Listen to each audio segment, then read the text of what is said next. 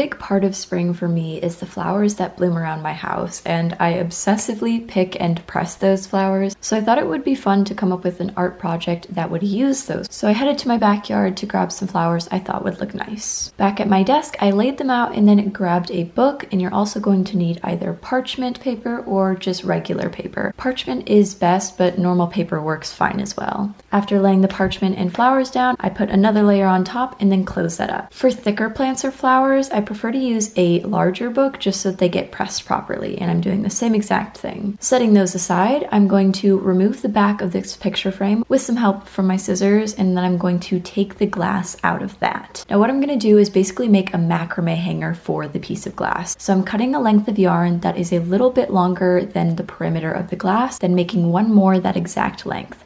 Then about 2 inches from the end, I'm going to knot those two together and then make another knot a few inches from that. Every single length in between each knot will be wrapped around the corner of the glass to hold it in place. So I'm going to match either of those knots again once folded to go around the right corner, and then copy the same exact knots across the rest of the yarn to match it on the other side. Once everything is laid on properly, however, I'm going to knot the two ends together at the top, giving it a little bit of room to hang on my wall. You could also knot this into a loop and that would work fine as well. After cutting the excess off, however, the main frame hanger was done, so I grabbed some pressed flowers and leaves along with the lid of a jar to use as my glue palette, and then very gently painted a bit of paste onto every single one of the plants. Now I would recommend that you do a tester of the glue on whatever plant or flower you want to use and let it dry to see what happens, because the white and purple flowers I have on either corner did brown where the glue had hit, so I would test it just to see where you want to add the paste and also which flowers would look best. But after pressing them on in an order I thought looked nice, it is complete. Flip it over, hang it on your wall, and you're done.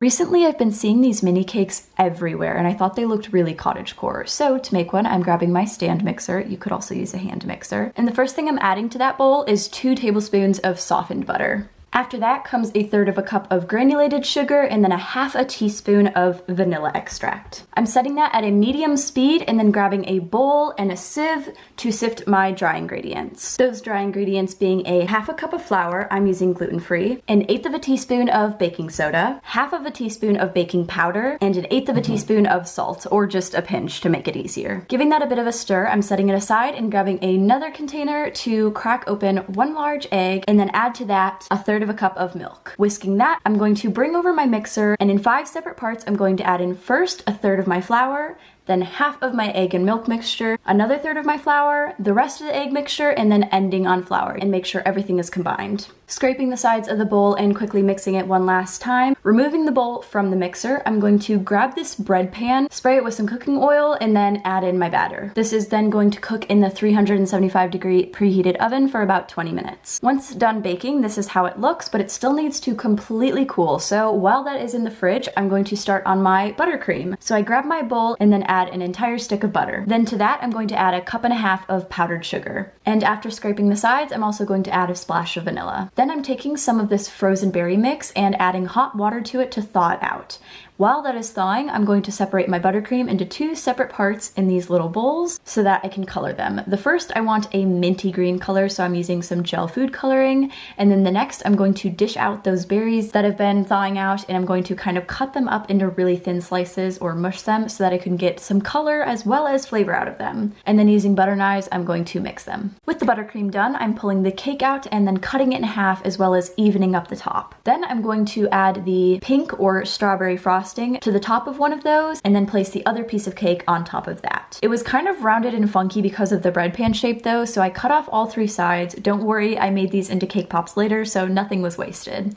Now that I have my actually perfect square though, I'm going to use the green everywhere else for my crumb coat. Once that was done, I chilled it, and then after cool enough, I applied the second layer of buttercream. Now, being completely honest, I know nothing about making or frosting cakes, so bear with me on the decoration here. I think the slightly homemade look makes it more cottagecore as a good excuse, but yeah, I piped some along the bottom and attempted to smooth it out the best I could. Lastly, I just added these flowers that came off of my basil plant, and it was done.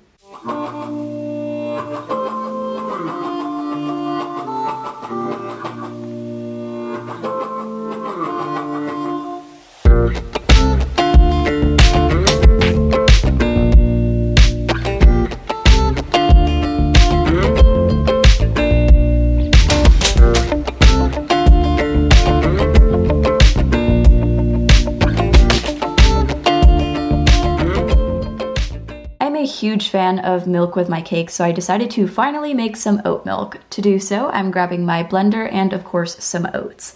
I'm measuring out a cup of those before also adding 3.5 cups of cold water. This will prevent any sliminess. I'm also adding a bit of vanilla as well as attempting to add some syrup before spilling it all over my desk. Oh shoot, That was not a fun situation to deal with, but after it was cleaned up, I continued on by blending that for no more than 30 seconds.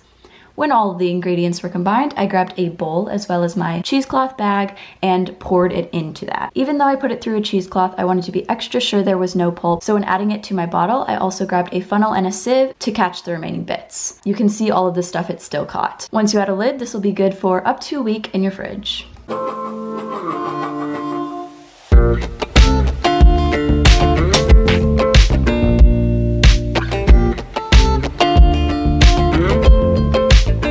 I saw somebody use a loom the other day and instantly wanted to make a mini version for myself, so I went outside in my backyard to my designated stick pile and grabbed a few that were about a 1/2 inch to 1 inch thick.